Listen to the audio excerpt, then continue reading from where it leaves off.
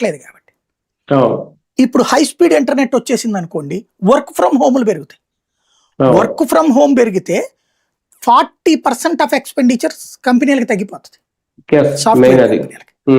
అది జరిగిందంటే ఎక్కువ మంది ఇక్కడ ఇన్వెస్ట్ చేయడానికి రెడీ అవుతారు ఇండియాలో. ఇప్పటికే అమెరికా కంటే తక్కువ కాబట్టి, అమెరికా యూరోప్ దేశాల కంటే తక్కువ కాబట్టి ఇక్కడికి వస్తున్నారు. ఇంకా తక్కువకి వస్తుంటే ఇంకా ఎక్కువ ఇన్వెస్ట్మెంట్లు వస్తాయి కదా కంపెనీ. అందుకోసం హై స్పీడ్ ఇంటర్నెట్ అని దేశం అంతా చెప్పారు. అన్ని ప్రభుత్వాలను కూర్చోబెట్టి చెప్పారు వీళ్ళు ఆల్రెడీ. చెబితే వీళ్ళు ఎవడో ఇనిషియేటివ్ తీసుకోవట్లేదు, ఎవరికాడు దీంట్లో ఏ డబ్బులు వస్తే మనకన్నా లెక్క చూసుకునే రకాలు కదా. అందుకని కేంద్రమే డబ్బులు ఇచ్చి, ఫైబర్ నెట్ ఇలా కాదు కదా, ఫైబర్ నెట్ కూడా ఇట్లాగే ముందు డబ్బులు ఇచ్చింది వాళ్ళు, దాన్ని నేను చెప్పినట్టు మిస్యూజ్ చేశారు. కేంద్రం ఇచ్చిన డబ్బులు, కేంద్రం ఇచ్చిన డబ్బులు వీళ్ళు వాడేసుకుని దాని మీద అప్పు చేసి కూడా వాడేసుకున్నారు. జనాల చేత కూడా అప్పు చేయించారు దాని మీద. నేను అనేది ఇది కంప్లీట్ ఈ ప్రాజెక్ట్ మొత్తం కేంద్రాన్ని ఇస్తారు. ఇది అవును, ఫైబర్ నెట్ అనేది, ఫైబర్ నెట్ కూడా కేంద్రాందేనండి కంప్లీట్ గా. వీళ్ళు దాన్ని మిస్లీడ్ చేశారు అంతే, చెడగొట్టారు.